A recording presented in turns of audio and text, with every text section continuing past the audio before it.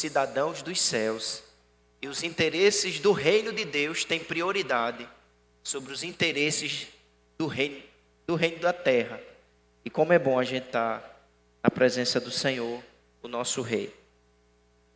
Eu quero convidá-los, mesmo sentados, a abrir as suas Bíblias em Colossenses, capítulo de número 2. Colossenses, capítulo de número 2.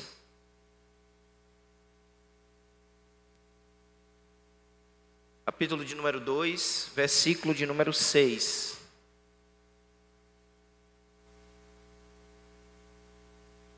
Todos encontraram? Ora, como recebestes Cristo Jesus, o Senhor, assim andai nele. Nele edificados, nele radicados e edificados e confirmados na fé, tal como fostes instruídos, crescendo em ações de graças. Cuidado que ninguém vos venha enredar com sua filosofia e vãs sutilezas, conforme a tradição dos homens, conforme os rudimentos do mundo, e não segundo Cristo. Porquanto nele habita corporalmente toda a plenitude da divindade. Também nele estáis aperfeiçoados. Ele é o cabeça de todo principado e potestade. Nele também fostes circuncidados, não por intermédio de mãos, mas no despojamento do corpo da carne, que é a circuncisão de Cristo, tendo sido sepultados juntamente com ele no batismo, no qual igualmente fostes ressuscitados, mediante a fé no poder de Deus que o ressuscitou dentre os mortos. E a vós outros que estáveis mortos pelas vossas transgressões e pela incircuncisão da vossa carne, vos deu vida juntamente com ele, perdoando todos os nossos delitos, tendo cancelado o escrito de dívida que era contra nós e que constava de ordenanças, o qual nos era prejudicial, removeu inteiramente, cravando na cruz, e despojando os principados e as potestades, publicamente os expôs ao desprezo, triunfando deles na cruz. Vamos orar mais uma vez, pedindo que Deus fale aos nossos corações pela palavra. Senhor, como é bom estarmos na Tua presença, louvando o Teu nome, clamando a Ti. E nesse instante, Senhor, nós precisamos ouvir a Tua voz. Vem falar aos nossos corações por intermédio da Tua palavra. Vem nos edificar, vem nos ensinar, vem nos fortalecer por intermédio da Tua palavra. Suplicamos a Tua bênção. Suplicamos o agir do Teu Espírito. Sabemos que sem Ti nada podemos fazer. Nos abençoa. Em nome de Jesus. Amém. Paulo escreve, irmãos, à igreja que está em Colossos. Havia uma igreja naquela cidade. Aquela igreja, ela estava enfrentando dificuldades. A igreja do Senhor, ao longo da história, sempre enfrenta lutas, dificuldades. Essa igreja, a igreja em Colossos, estava enfrentando dificuldades. E uma das grandes dificuldades que a igreja de Colossos enfrentava era a heresia. Havia naquela cidade influências religiosas que estavam afetando a compreensão bíblica dos irmãos. Era chamada a heresia de Colossos. O que era a heresia de Colossos?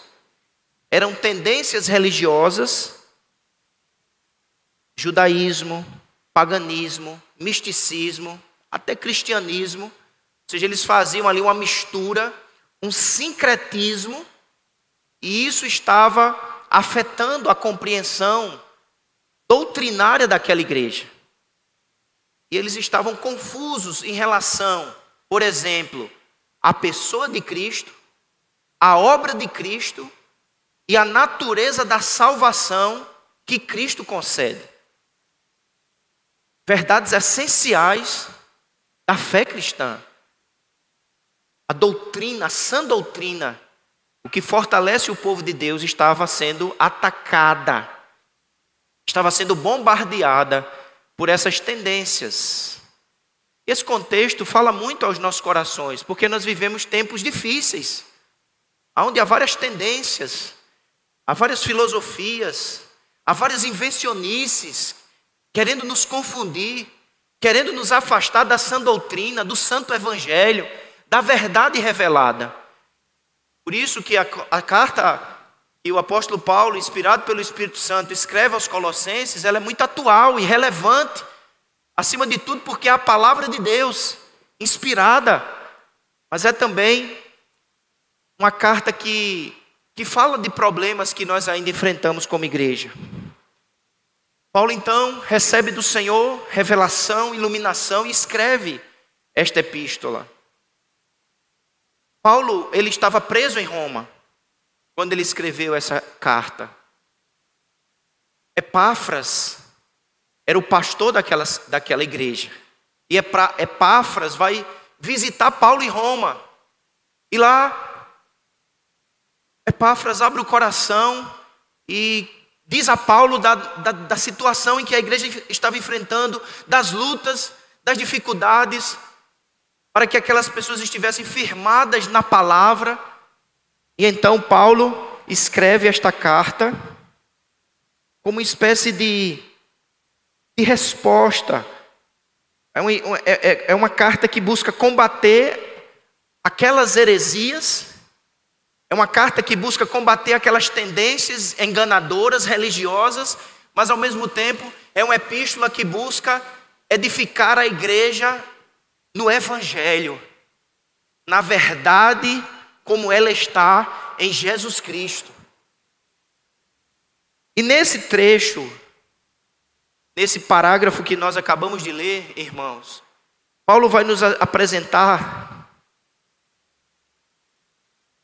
verdades, então, a respeito da pessoa de Cristo. Como eu disse, o entendimento da pessoa de Cristo estava sendo bombardeado. Então, nesse parágrafo aqui, ele vai apresentar pelo menos duas verdades a respeito da pessoa de Cristo. Quem é Jesus Cristo? Quem é o Cristo que nós adoramos? Quem é o Cristo que nós invocamos? Quem é Ele? A nossa vida está fundamentada nele. A igreja está fundamentada nele. Quem é Ele? Quem é Jesus? Então Paulo vai falar verdades a respeito de Cristo nesse parágrafo, combatendo aquelas tendências falsas. Mas ele vai também falar verdades a respeito da salvação. O que é ser salvo? O que temos por sermos salvos em Cristo Jesus? O que é o salvo? O que é a salvação? Então, nesse parágrafo, o apóstolo Paulo, inspirado pelo Espírito Santo, nos apresenta essas duas verdades. Verdades sobre Jesus e verdades sobre a salvação. Diga amém. Então vamos ver em primeiro lugar quais foram as verdades que o apóstolo Paulo afirma sobre Cristo nessa epístola. A primeira delas é que Jesus Cristo é plenamente Deus e plenamente homem. Nós adoramos a Cristo, e ao adorarmos a Cristo, nós não adoramos um ídolo, nós adoramos ao Deus verdadeiro, ao Emanuel, o verbo que se fez carne. Portanto, o apóstolo Paulo, para combater aquele falso ensino, aquelas tendências enganadoras a respeito da pessoa de Cristo, de maneira muito clara, o apóstolo Paulo vai afirmar que nós adoramos, buscamos, seguimos a Jesus Cristo. E Jesus Cristo é 100% Deus e 100% homem. É isso que ele afirma no versículo de número 9. Observa aí na sua Bíblia, por favor.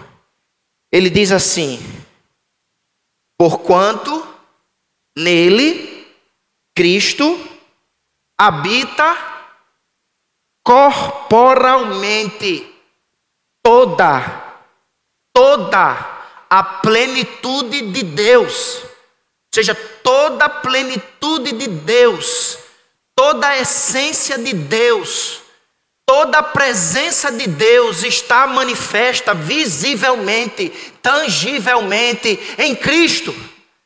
Ele é o Verbo que se fez carne e habitou entre nós. Ao mesmo tempo que Paulo está aqui afirmando da plenitude de Deus, ele está falando também da sua corporeidade, ou seja, naquele corpo. Portanto, ele está afirmando a doutrina da encarnação. Deus se fez gente, Deus se fez carne. O mais extraordinário e poderoso milagre na face da terra aconteceu. Aquele que, sendo Deus, se fez homem e habitou entre nós. E vimos a sua glória, a glória do unigênito do Pai.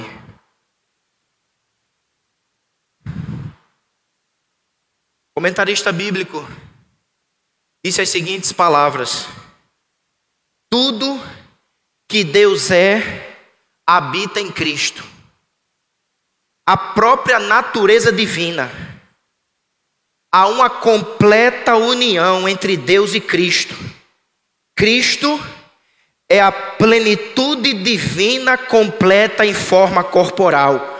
O corpo físico de Cristo foi e é morada sagrada da essência da divindade. Paulo afirma isso, irmãos, porque havia tendências.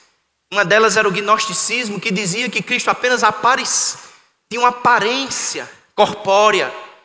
Ele era como uma espécie de alma, de ser iluminado. E Paulo está aqui afirmando: ele é corpo, ele é Deus, ele é humano, ele é divino, ele é Deus homem, nosso mediador perfeito.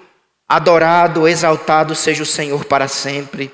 A plenitude da divindade veio habitar numa vida verdadeiramente humana, que foi vivida em nosso mundo como perfeita imagem de uma pessoa humana. Deus habita em Cristo, substancialmente e corporalmente.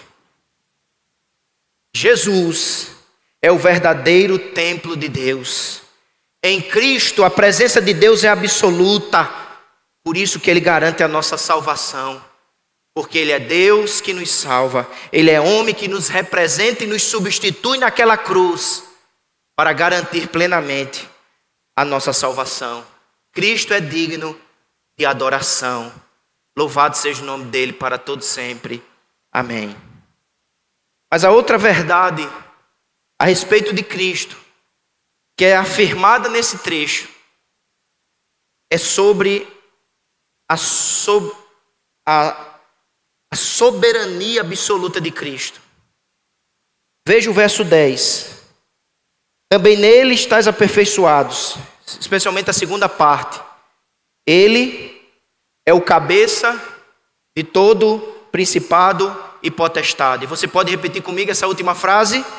Ele é o cabeça de todo principado e potestade. Quem é o Cristo que nós adoramos? Quem é o Cristo que fundamenta a igreja? Quem é o Cristo que garante a nossa salvação? Ele é Deus, Ele é homem. Ele é o Filho de Deus, Ele é o Filho do homem, Ele é o Verbo encarnado. Quem é Ele? Ele é o soberano absoluto sobre todas as coisas. Ele é o cabeça de todo principado e potestade. Irmãos, Jesus é o governante absoluto sobre até mesmo poderes celestiais, malignos e invisíveis. Até a ação do diabo está debaixo da soberania do Senhor. Quando o diabo quis perturbar a vida de Jó, ele só pôde fazer porque Deus permitiu. De maneira, irmãos, o apóstolo Paulo aqui afirma que Jesus Cristo é o Rei soberano sobre todo o universo. Não há um centímetro no universo que o Senhor não diga: é meu, eu sou o Senhor, eu reino, como nós cantamos aqui no capítulo 1, versículo 16. O apóstolo Paulo já havia afirmado que Jesus Cristo é o Criador Supremo. No capítulo 1, versículo 17, O apóstolo Paulo já havia afirmado que Jesus Cristo é o sustentador do universo. E agora no capítulo 2, ele afirma que ele não é só o criador e o sustentador, ele é o rei absoluto, ele reina sobre a igreja, ele tem o controle de tudo, mas ele não só reina sobre a igreja, ele reina sobre todo o universo. Louvado seja o nome do Senhor Jesus para sempre. É este Jesus que nós invocamos, é este Jesus que nós adoramos, é desse Jesus que nós dependemos. Ele é Deus, ele é homem, ele é soberano, ele é grande, ele é poderoso, é o Criador, é o sustentador, Rei dos reis, Senhor dos senhores, Alfa e Ômega, princípio e fim. Por isso que o apóstolo Paulo, em Romanos capítulo 14, versículo 9 diz: Ele é o Senhor dos mortos e dos vivos. E em Filipenses 2, versículo 11, o mesmo apóstolo afirma que toda língua confesse que Jesus Cristo é o Senhor, para a glória de Deus Pai.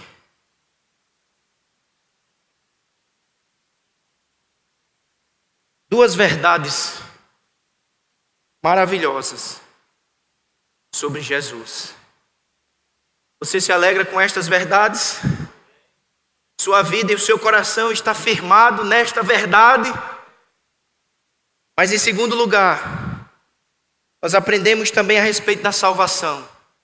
É o que Paulo vai também falar nesse parágrafo.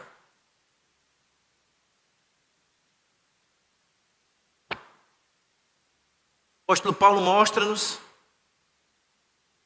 que nós estamos unidos a Cristo pela fé.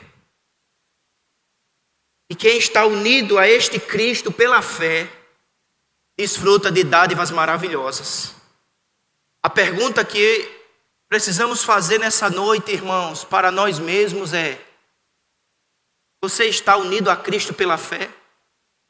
Porque só desfruta de dádivas salvadoras, maravilhosas, os que estão unidos a Cristo pela fé. Paulo então vai mostrar quais são essas dádivas. E ele mostra-nos a primeira dádiva, que expõe a natureza da salvação. Está unido em Cristo, está unido a Cristo pela fé. É desfrutar também de plenitude. Veja o que diz o verso 10. Também nele estáis aperfeiçoados. Repita comigo essa frase. Também nele estáis aperfeiçoados. A palavra aperfeiçoados, ela também pode ser traduzida como cheios. Por isso que em algumas Bíblias você lê assim: também nele vocês receberam a plenitude. Porque é a mesma ideia. Unidos a Cristo, nós recebemos plenitude. Unidos a Cristo, nós recebemos a presença de Deus. Unidos a Cristo, ligados a Ele, que é o templo absoluto, nós também nos tornamos templos, porque desfrutamos da presença de Deus. Por intermédio da presença de Deus, é que nós desfrutamos, ou melhor, por intermédio de Cristo e somente por causa dele, nós podemos ter acesso à presença de Deus e desfrutarmos dessa presença.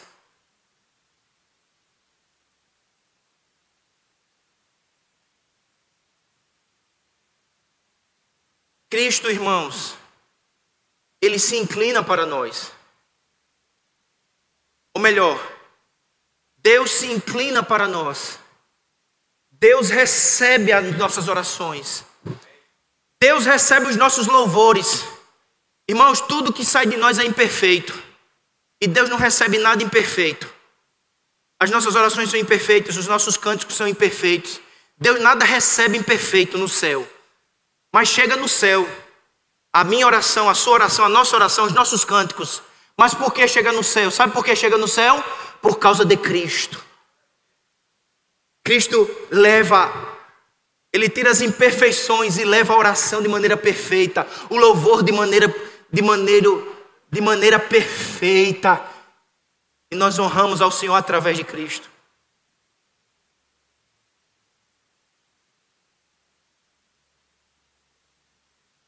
Ele é suficiente.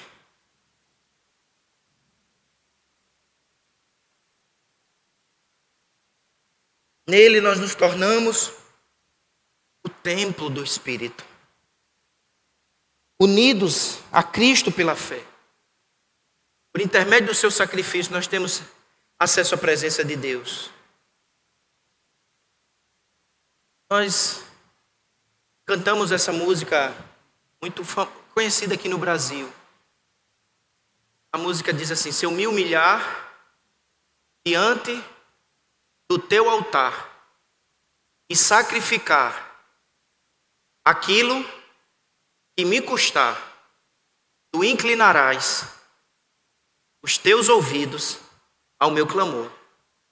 Mas na verdade, irmãos, o que faz Deus inclinar os seus ouvidos ao nosso clamor é o sacrifício perfeito, a obediência perfeita, a intercessão perfeita de Cristo.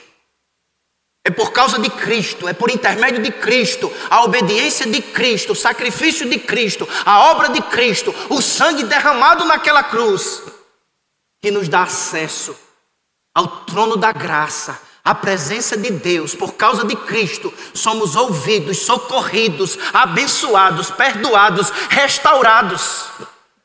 É nele que nós temos presença de Deus, é nele que nós temos comunhão com Deus, é nele que desfrutamos de plenitude. Não é meio copo, é transbordar da presença do Senhor. Esse é o primeiro aspecto que ele fala. Nele nós temos plenitude. Alegre o seu coração se você está unido a Cristo. Celebre, levante-se na segunda-feira adorando, porque se você está unido a Cristo, você tem plenitude, enchimento, aperfeiçoamento. Desfrute da presença do Senhor. Mas em segundo lugar, o apóstolo Paulo descreve uma outra bênção que nós possuímos por estarmos unidos a Cristo. É a bênção da vida ressurreta. Ele vai usar uma linguagem que era muito familiar na cultura judaica, no culto judeu. Ele vai falar de circuncisão e de batismo. Dois ritos que eram praticados pelos judeus no Antigo Testamento. Só que agora ele vai fazer uma aplicação espiritual, dizendo que o que Cristo fez em nós não é meramente obra humana, não é meramente um rito religioso, é a ação do Espírito que nos faz morrer para o pecado, morrer para o velho homem e ressuscitarmos como novas criaturas e podermos dizer: as coisas velhas já passaram e eis que tudo se fez novo, nova criatura, nova criação, regeneração, ressurreição. Ele vai falar disso no verso de número 11. Nele também fostes circuncidados. A palavra circuncisão está sendo aplicada para a ideia de remoção, transformação. Veja o que ele diz. Nele também fostes circuncidados. Não por mãos, não por intermédio de mãos humanas. Não foi por intermédio da força do braço do homem. Não foi uma obra meramente superficial. Não foi apenas um rito religioso. Foi a mão divina, a mão invisível, o poder do Espírito que nos alcançou e removeu-nos da escravidão do pecado e nos matou para o velho homem, o primeiro Adão, e nos fez ressuscitar para Deus. É isso que ele vai nos mostrar. Observe a linguagem que ele coloca. Nele também fostes circuncidados, não por intermédio de mãos, mas no despojamento do corpo da carne. Ou seja, vocês foram despojados, libertos do corpo da carne. O que significa este corpo da carne? A natureza não regenerada, o ego pecaminoso, a antiga natureza. Por intermédio de Cristo, nós fomos despojados, libertos. do poder do pecado, do domínio das trevas. Veja o que ele diz no verso de número 12.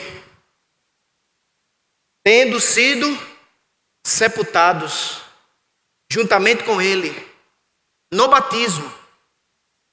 Esse batismo aqui, irmãos, não é necessariamente o batismo, o rito físico.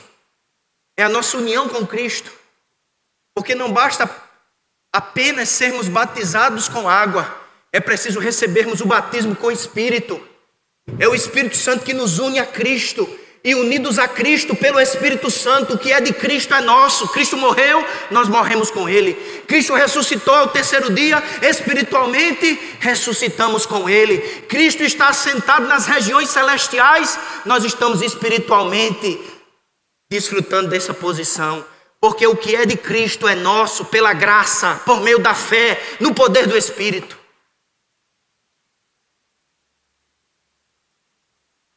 Essa linguagem que ele coloca. Vamos ler o verso 12. Acompanhe, por favor. Tendo sido sepultados juntamente com ele no batismo, no qual igualmente fostes ressuscitados mediante a fé no poder de Deus, que o ressuscitou dentre os mortos. Veja o verso 13. A vós outros que estáveis o quê? Mortos pelas vossas transgressões e pela incircuncisão da vossa carne, vos deu vida juntamente com ele. Você pode repetir essa última frase? Vos deu vida juntamente com ele. Pode ser mais forte? Vos deu vida juntamente com ele. O diabo, a Bíblia diz lá em João, o ladrão veio para matar, roubar, mas ele veio para nos dar vida e vida em abundância. O que recebemos quando recebemos a salvação, o que é ser salvo é ser liberto, transformado, regenerado pelo poder do Espírito. Não é meramente se tornar um religioso com a carteirinha de membro, não é meramente participar dos ritos da religião, é receber de Deus, no poder do Espírito, libertação, transformação, novo nascimento, uma vida ressuscitada, um novo homem, participante de uma nova raça. Você não está mais ligado à velha raça humana, que está ligada ao primeiro Adão. Se você está em Cristo, ligado a Cristo pela fé, você faz parte de uma nova raça humana, recriada pelo poder do Espírito, para a glória de Deus.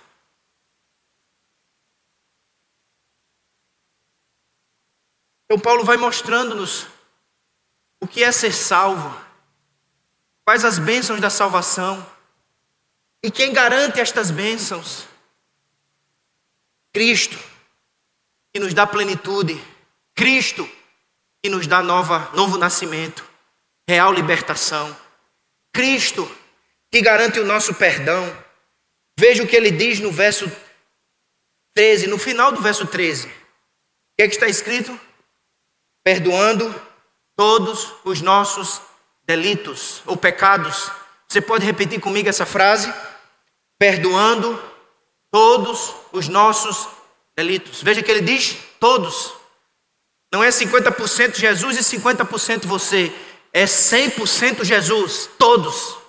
Todos os pecados são perdoados única e exclusivamente pelo sangue derramado na cruz do Calvário.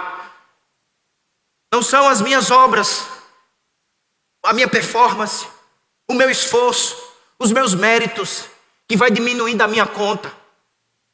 O que cancela a minha conta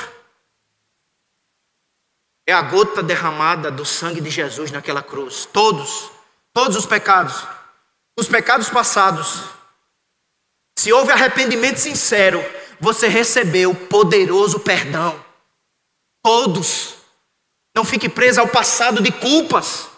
Se você está unido a Cristo pela fé, se você teve um encontro real com Jesus, se você se arrependeu dos seus pecados, todos, se confessarmos os nossos pecados, Ele é fiel e justo para nos perdoar os pecados e nos libertar de todas as nossas iniquidades, porque o sangue de Jesus, seu Filho, nos purifica de todos os pecados do passado, foram cancelados pelo sangue derramado na cruz do Calvário. Os pecados do presente estão sendo perdoados pelo sangue derramado na cruz do Calvário. E os pecados que cometeremos no futuro serão cancelados e apagados pelo sangue derramado na cruz do Calvário. Porque até que Ele venha, infelizmente, nós estaremos numa situação de pecado. Mas um dia Ele voltará. E aí sim, não haverá mais pecado, mais dor, mais lágrimas. Mas até que Ele venha, nós temos nele plenitude, vida ressuscitada, vida perdoada.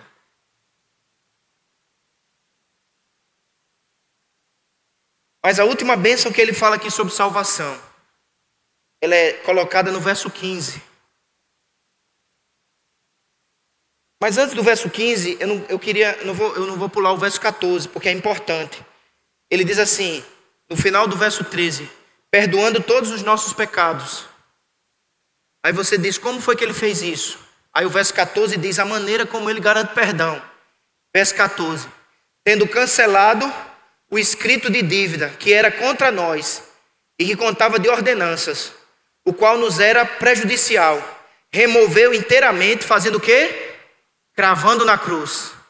Era como se tivesse um boleto de dívida, um certificado de dívida.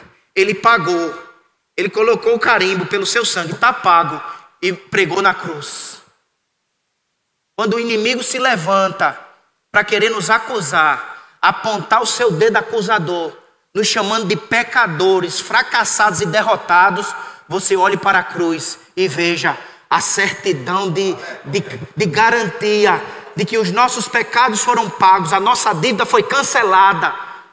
Nenhuma condenação há para os que estão em Cristo Jesus. Não existe nada melhor do que estar unido a Cristo, firmado em Cristo, vivendo para o seu louvor e sua glória. Quem tem Cristo tem perdão. Ser salvo, irmãos, é ser regenerado, transformado. Ser salvo é desfrutar de presença real de Deus, por intermédio único e exclusivamente de Cristo. Ele é o sacerdote, Ele é o profeta, Ele é o rei. Ser salvo é ser perdoado, liberto da culpa e do poder do pecado. Mas ainda sobre a salvação, ele vai nos afirmar que ser salvo, no capítulo 2, agora sim, no versículo 15, ser salvo é desfrutar de uma vida triunfante. Em Cristo somos mais do que vencedores. Não por nossa força, não por nossos méritos, não por nossa capacidade, mas por causa dele temos vitória, temos triunfo sobre o pecado, sobre a morte, sobre os demônios, sobre o inferno, sobre Satanás. Triunfo, vitória, mais do que vencedores. Verso 15. E despojando os principados e as potestades, publicamente os expôs ao desprezo, triunfando deles na cruz. Você pode repetir essa última frase? Triunfando deles na cruz. Pode ser mais forte? Triunfando deles na cruz. Cruz é triunfo, irmãos. Cruz é vitória. Cruz é bênção. Aquele símbolo que parecia a mais terrível derrota era a absoluta vitória. Ele estava cumprindo a promessa. Através da cruz, os nossos pecados estavam sendo perdoados. O nosso passado de culpa que nos aprisionava estávamos recebendo libertação. Mas através da cruz, a promessa de Gênesis 3,15 estava se cumprindo. O descendente da mulher, o menino nasceu, o Filho de Deus, e ele veio para...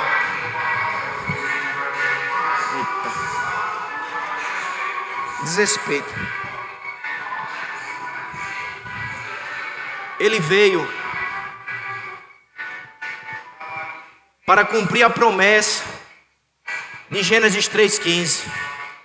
Da semente da mulher esmagaria nasceria um, e esmagaria o quê?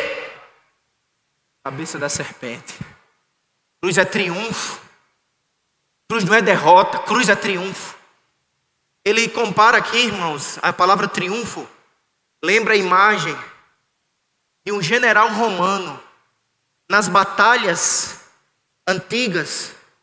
Quando um general vencia o inimigo, ele despia o inimigo, ele desarmava o inimigo, e o inimigo era trazido em marcha. Era uma marcha triunfante, trazendo os inimigos, e aqueles inimigos seriam sacrificados, seriam mortos. É essa imagem que está sendo apresentada aqui. Cristo é o general vencedor. O diabo é valente, mas Jesus Cristo é o mais valente. E ele veio, amarrou o valente, trouxe em triunfo o inimigo como derrotado, Jesus Cristo como mais do que vencedor, e esmagou a sua cabeça. Somos um povo triunfante, mais do que vencedores, porque através de Cristo o nosso algoz, o nosso terrível inimigo é vencido. Vitória contra o diabo, vitória contra o pecado, vitória contra a morte.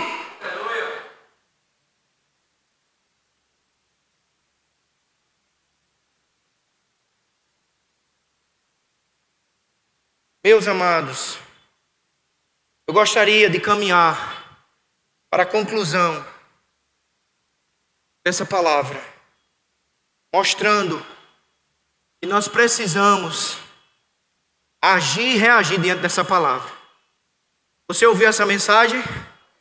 Apesar desse barulho, você ouviu as verdades declaradas sobre Cristo? Você ouviu as verdades declaradas sobre a salvação? Mas eu quero fazer 4 perguntas para encerrarmos. A primeira, ela está no verso 6 do capítulo. Paulo diz assim: ora, como recebestes Cristo Jesus o Senhor. Baseado nessa expressão, eu quero fazer uma pergunta para mim e para ti nesta noite. Você já recebeu Jesus? Ele entendeu, Paulo afirmou que aquele povo havia recebido Jesus. E porque eles receberam Jesus, eles tinham plenitude, eles tinham perdão, eles tinham regeneração, eles tinham triunfo. Mas estas dádivas, estes privilégios são dados apenas aos que recebem a Cristo. O que é receber a Cristo? É estar unido a Ele pela fé. Você já está unido a Cristo pela fé. Você já teve um encontro pessoal com Cristo. Não é só rito, não é só religião, não é mera tradição, é encontro real, pessoal com Cristo. Você recebeu a Cristo. Você está unido a Ele. Você assumiu um compromisso pessoal com Ele, como Senhor e Salvador. Você tem um compromisso pessoal e intelectual, porque Paulo vai afirmar isso. Como fostes instruídos. Essa igreja tem adoração, celebração, mas também instrução. Você já recebeu o Evangelho. Você já recebeu a doutrina bíblica.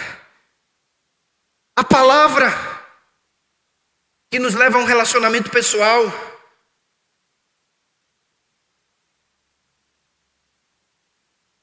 Você reconhece a Cristo como Deus, como homem, como Verbo, como Messias, como Salvador, como Senhor, como garantidor da nossa salvação, como fundamento da nossa alegria e da nossa esperança? Essa é a primeira pergunta. Você já recebeu a Cristo? Mas a segunda pergunta, baseada no verso 6, você tem vivido nele? Não basta apenas receber. Paulo diz assim, veja o verso 6 comigo, ora, como recebestes Cristo Jesus o Senhor, assim andai nele. Ande nele. Outra versão diz, viva nele. Viver nele significa conduzir a própria vida com base em Cristo. Você que afirma ter recebido a Cristo, você tem andado nele, vivido, baseando a sua vida nele, na presença dele, na palavra dele, nos mandamentos do Senhor.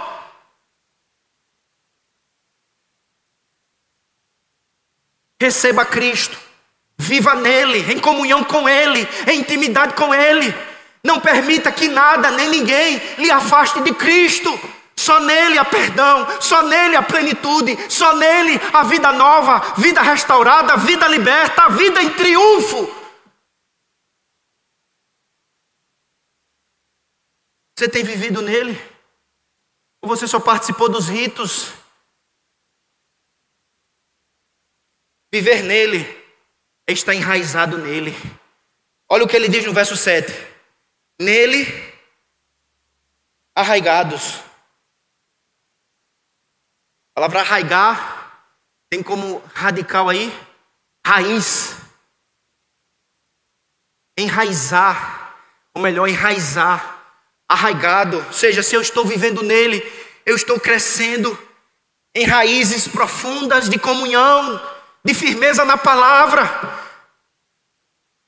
É como árvore plantada junto ao ribeiro de águas, é árvore que tem raízes e que suga os nutrientes dessa fonte inesgotável, que é a palavra de Deus, o Deus da palavra e o Espírito fortificador.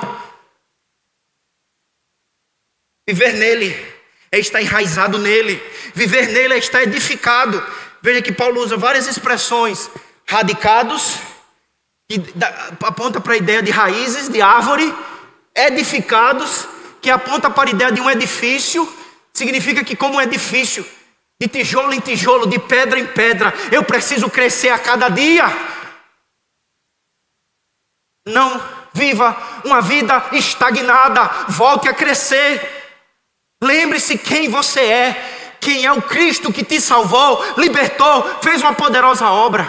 Cresça na graça, no conhecimento, em obediência, em santidade, em comunhão, pela oração, pela busca verdadeira.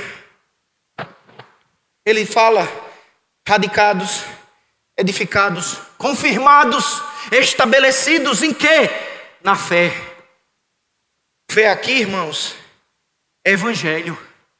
Por isso que ele vai dizer, tal como fostes instruídos. Você foi instruído, estabeleça-se na palavra.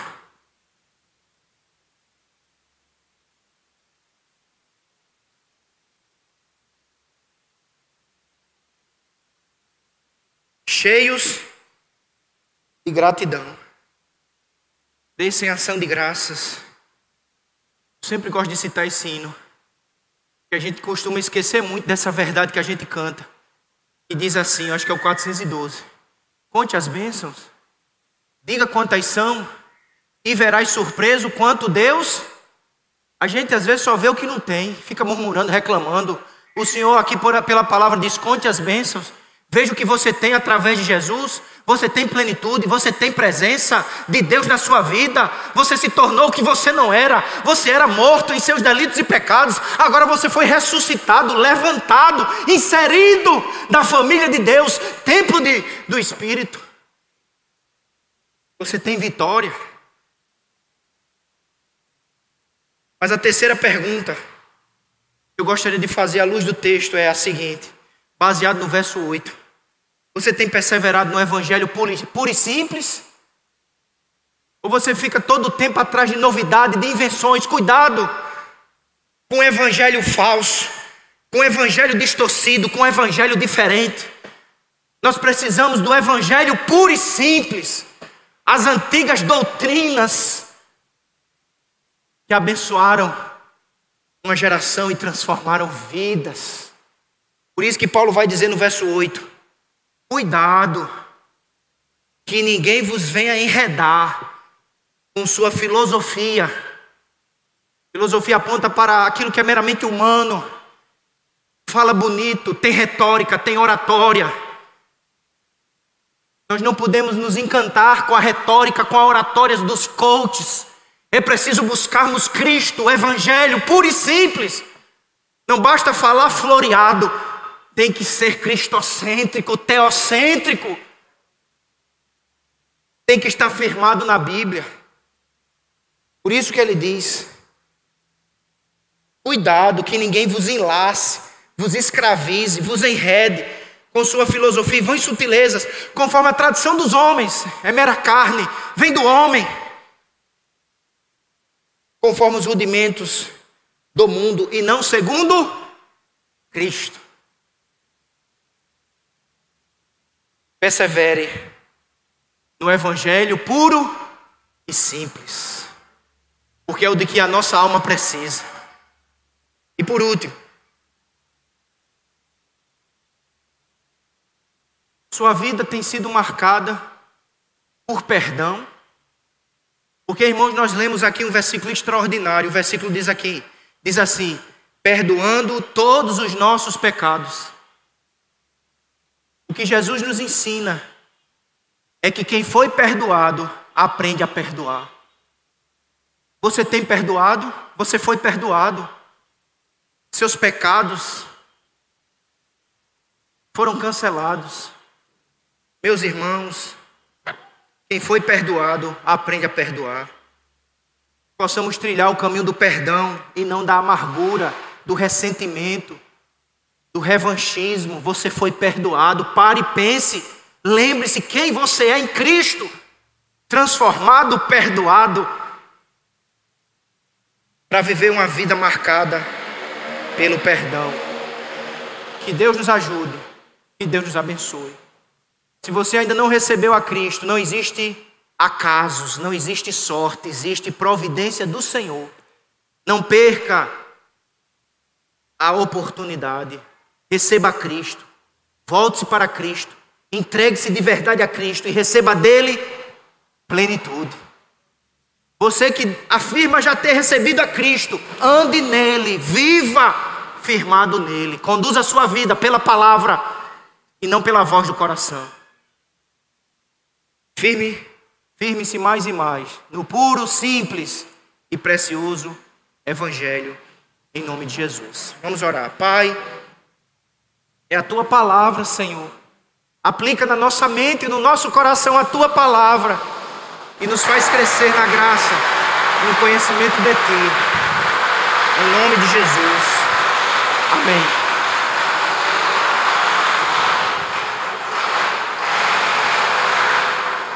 É um desrespeito.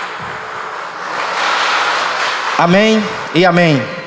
É um desrespeito grande, né? Ver que aqui é uma igreja e faz uma coisa dessa. Que Deus tenha misericórdia e não fulmine.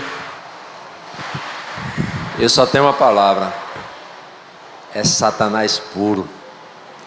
Depois de uma mensagem dessa, veja que no final da mensagem ele veio querer tumultuar.